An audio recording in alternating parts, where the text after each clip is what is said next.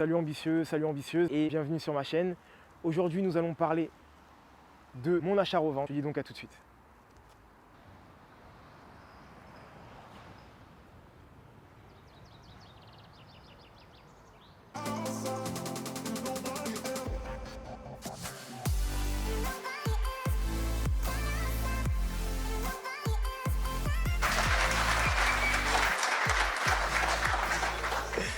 Plus sérieusement.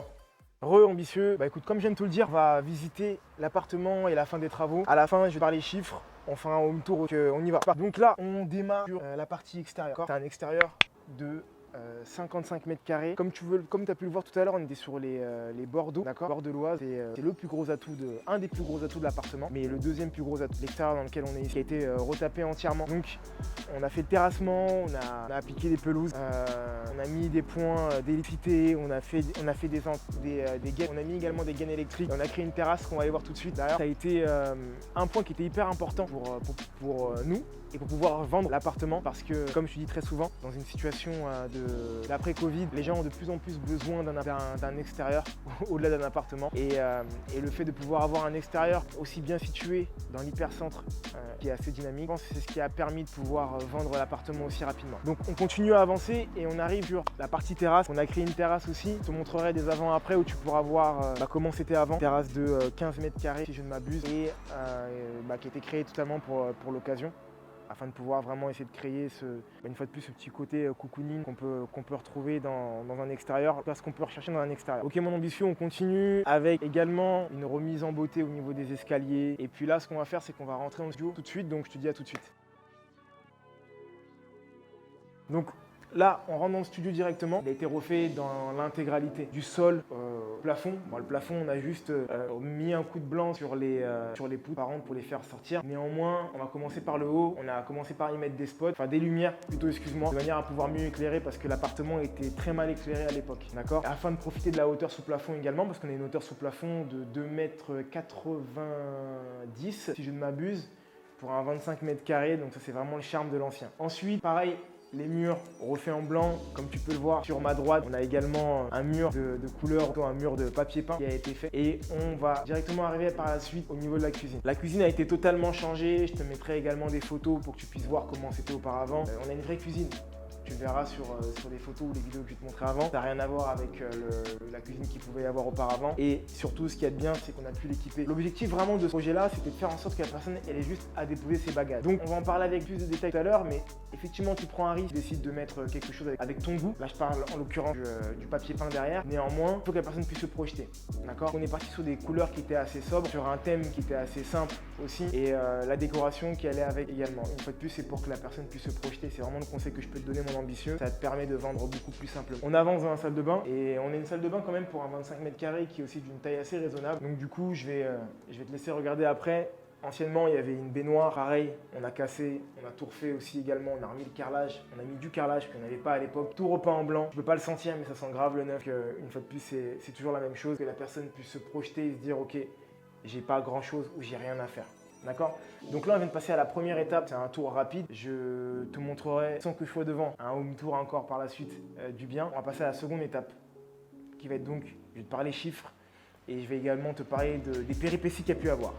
Salut ambitieux, salut ambitieuse, nous voilà de nouveau sur la partie chiffres, où on va donc commencer à rentrer un peu plus dans le détail pour que tu puisses comprendre la ventilation, la marge, comment elle a pu se faire. Donc déjà, pour répondre à cette interrogation que tu peux avoir, le bien il a été vendu à hauteur de 124 000 €, qui nous a fait une marge 30%. Je ne sais pas si on peut parler de rendement de 30% ou pas aussi également. Donc les matheux ou les économistes, vous me direz en commentaire. Comment on a pu générer cette marge-là? Alors c'est très simple, il y a plusieurs facteurs qui sont importants. La première, c'est le fait qu'il n'y ait pas eu d'intermédiaire. C'est un point qui est hyper important, parce qu'aujourd'hui, on a décidé de ne pas passer à travers une agence immobilière pour pouvoir vendre le bien. L'inconvénient par rapport à ça, c'est que tu prends du temps. Tu prends plus de temps et surtout, tu fais beaucoup de visites. Donc ça, c'est un point qui est important à prendre en compte lorsque tu décides de passer vers ce chemin-là. Ensuite, il va y avoir l'optimisation des travaux. Les travaux, on a fait des travaux de qualité qui ont suscité le coup de cœur, mais aussi qui ont dû être optimisés. Alors moi, directement, je n'ai pas fait de réels travaux. Tu me suis sur ma page Instagram, tu dois le savoir, je bricole un petit peu, mais je fais rien de fou.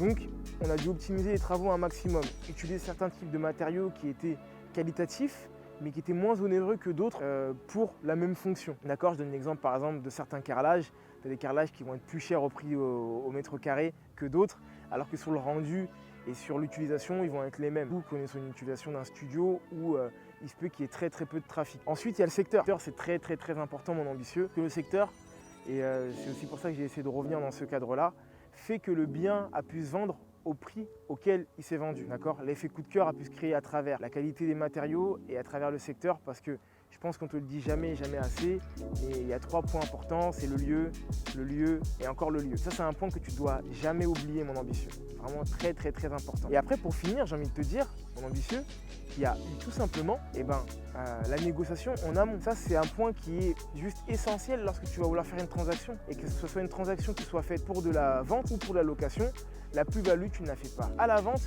mais tu la fais à l'achat. Surtout dans le cadre de transactions comme les nôtres, qui sont des transactions qui ont pour but simplement de gagner de l'argent en fait. Donc voilà tous les points qui nous ont permis de pouvoir vendre et légèrement au-dessus du prix du marché, pour les raisons que je t'expliquais, le lieu et la qualité des matériaux.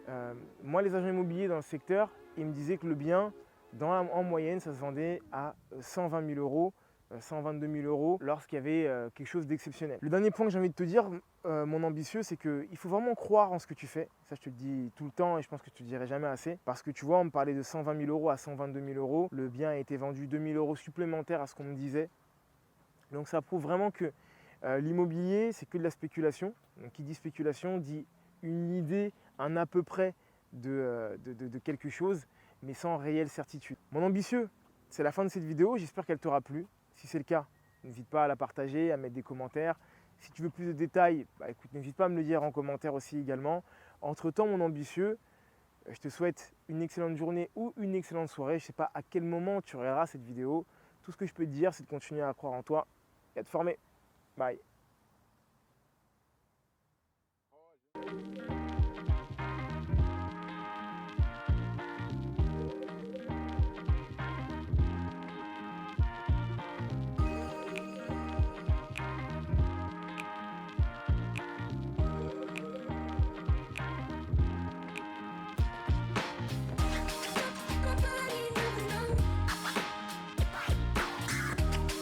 Keep dancing with the devil, but he doesn't have a